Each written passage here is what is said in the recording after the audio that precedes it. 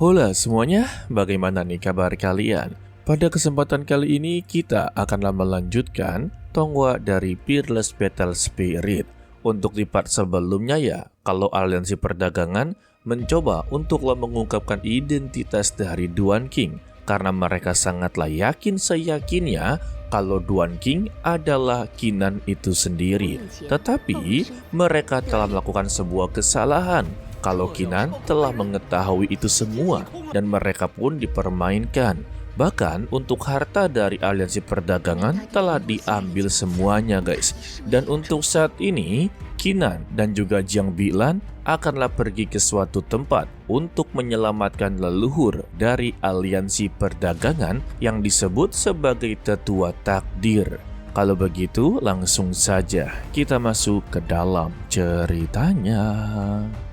Sesuai ingatan dari Kaisar Alam Baka, mereka telah berada di Jalan Tianji. Namun di sana mereka masih belum bisa menemukan gerbang yang berada di ingatan Kaisar Alam Baka. Tetapi Jiang Bilan sangatlah yakin kalau ini adalah tempat yang sesuai dengan ingatannya. Sehingga Jiang Bilan dan juga Qinan langsunglah membuat sebuah formasi. Dan benar saja terlihatlah sebuah gerbang yang begitu besar. Tanpa babi bu, Jiang Bilan langsunglah melemparkan jimat yang sebelumnya dia dapatkan. Dan ternyata ini juga benar kalau jimat tersebut adalah kunci untuk membuka pintu ini guys. Setelah pintu ini terbuka dengan begitu lebar, Jiang Bilan dan Qinan langsunglah memasukinya. Sedangkan untuk ketua Xie dengan pasukan aliansi perdagangan, mereka sedanglah mencari keberadaan dari perampok tersebut. Dan mereka sedanglah tertuju dengan jimat Tianji tersebut ya. Karena ini adalah sebuah jimat yang begitu penting dan harta yang haruslah dijaga dengan begitu baik. Namun secara tiba-tiba, aura dan jejak mereka mulai perlahan-lahan menghilang, membuat ketua Xie langsung meminta kepada semua pasukannya untuklah menyebar, jangan sampai mereka semua lolos. Selagi pasukannya menyebar, dia merasa adanya sebuah kejanggalan. Tiba-tiba dia menggigit jarinya sampai mengeluarkan darah, dan dia pun mencoba untuklah melakukan pelacakan jarak jauh.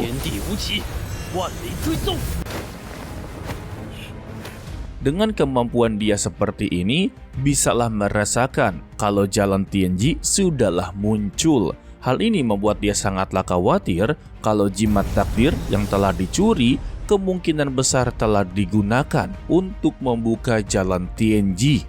Sementara itu untuk Qinan dan Jiang Bilan, mereka telah masuk jauh lebih dalam. Bahkan penyamaran milik dari Qinan terungkap dengan begitu sangatlah mudah. Ternyata ya untuk tempat yang mereka pijak, kemampuan penyamaran meskipun itu tingkat tinggi tetaplah tidak bisa digunakan. Jadi Jiang Bilan meminta kepada Qinan untuklah berhati-hati. Dan Qinan menjawab, karena mereka sudah berada di sini, tidak ada kata mundur. Lebih baik mereka maju dan mencari apa yang sebenarnya terjadi. Dan seharusnya tempat ini mereka haruslah bertemu dengan tetua takdir. Tetapi ya tempat ini begitu sangatlah sepi, sampai-sampai tidak ada orang sama sekali. Selagi mereka berkeliling, Empress Feiyu ternyata berada di belakang sedanglah memantau mereka guys. Wow, agak aneh nih. Sedangkan untuk di luar jalan Tianji, pasukan aliansi perdagangan sudahlah berada di sana. Dari sinilah mereka sudah sangat yakin kalau ini semua ulah dari Qinan. Ditambah ya, ini adalah formasi penjaga spiritual kuno yang sebelumnya disembunyikan di Istana Harta Karun. Terlebih untuk mereka semua yang berada di sini tidak mungkin bisa untuklah menghancurkan formasi tersebut. Jadi ya mereka haruslah menunggu selama 2 jam baru bisa untuklah memasukinya. Ya 2 jam cukup lah ya untuk mengulur waktu guys. Ketua Xie yang mendengarnya benar-benar begitu sangatlah kesal. Untuk dia sendiri saja tidak rela untuk menggunakannya. Karena untuk harta formasi penjaga ini hanya ada satu-satunya. Tetapi orang lain memakainya tanpa pikir panjang sama sekali. Dia mengucapkan setelah menangkap Kinan, maka dia haruslah mengulitinya hidup-hidup. Waduh, kayaknya murka banget ya. Karena kondisi dia sudah begitu murka, pemimpin aliansi meminta kepada seluruh pasukannya, mereka tidak bisa menunggu lama lagi. Takutnya ya semua harta yang telah diambil oleh Kinan akanlah digunakannya secara cuma-cuma. Maka mereka harus bergerak cepat dan menghancurkan formasi tersebut. Sehingga dia mencoba merusak formasi ini secara paksa. Memang sih berhasil ya, tetapi tampaknya energi dia akanlah terkuras guys.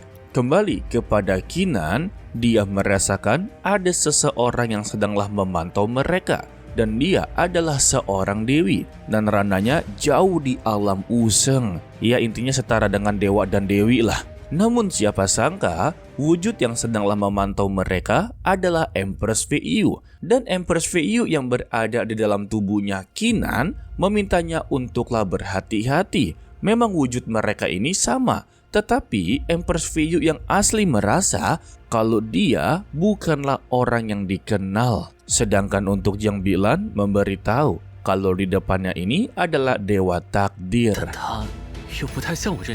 Waduh, apakah jangan-jangan guys, Empress VU memiliki sebuah cloning yang begitu banyak dan memiliki kepribadiannya masing-masing. Mungkin ya seperti itu. Namun di mata Kinan, kalau dia ini bukanlah Dewa Takdir, melainkan sifat dari Empress VU yang lainnya. Dan benar saja, dia memiliki sifat yang begitu sangatlah berbeda. Dia layaknya seperti anak kecil yang membutuhkan teman untuklah bermain. Dan dia mempertanyakan kepada mereka berdua, apakah mereka bersedia untuklah bermain bersama-sama.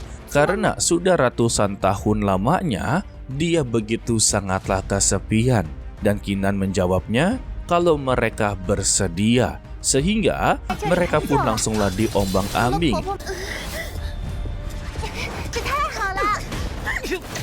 Membuat mereka cukuplah terluka ya, karena terkena benturan terus-menerus guys.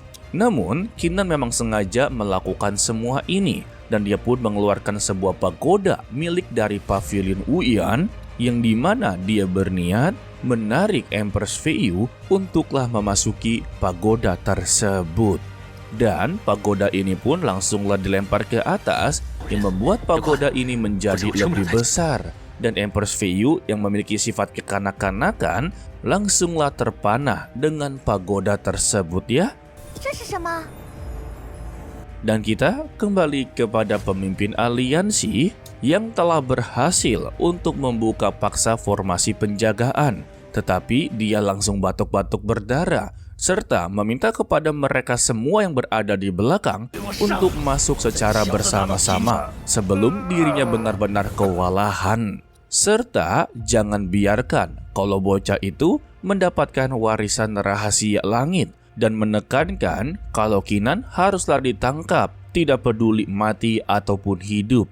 Jika dia mendapatkan warisan tersebut, maka usaha mereka semua yang berada di sini akanlah sia-sia.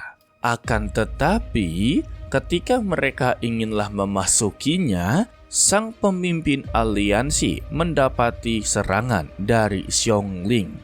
Pada akhirnya, formasi penjagaan harus tertutup rapat kembali guys. Sayangnya ya, kedatangan dari Xiongli benar-benar begitu terlambat guys. Meskipun dia berhasil menutup kembali formasi penjagaan, tetapi ya pasukan dari aliansi perdagangan berhasil untuklah masuk. Sedangkan ya untuk pemimpin aliansi, dia tetaplah berada di luar. Dan alasan dibalik Xiongli bisa berada di sini karena dia tidaklah sengaja mendengarkan pembicaraan Jiang Bilan dan Kinan. Serta dia juga telah mengirimkan sinyal kepada kekaisaran guys. Dan dia menjamin bala bantuan akanlah datang dalam 15 menit ke depan. Tetapi pemimpin aliansi menganggap 15 menit sudah sangatlah cukup untuklah menghabisi dia seorang diri. Sehingga pasukan aliansi perdagangan langsunglah menyerang bersama-sama. Tetapi Zhongli sama sekali tidaklah takut. Meskipun dia sendiri, dirinya berhasil untuklah menghempaskan beberapa dari mereka. Bahkan ya, untuk si botak satu ini berhasil dihempaskan. Tetapi ya, untuk muda-mudanya tidak bisa dihempaskan guys. Contohnya seperti Wen Hao, dia berhasil untuklah menebas lengan kanannya. Dan kita bersambung untuk dilanjutkan part berikutnya, yaitu Selasa minggu depan ya guys. Aduh, ini tonggak 5 menitan kenapa jadi 1 minggu sekali ya? Kapan untuk 2 kali seminggunya ini? Aduh. Dan Mimin ucapkan terima kasih kepada kalian yang telah menonton sampai akhir. Pesan dari Mimin, tetaplah menjadi orang yang baik walaupun itu sangatlah sulit. To be continue, sampai jumpa di video berikutnya. Bye-bye.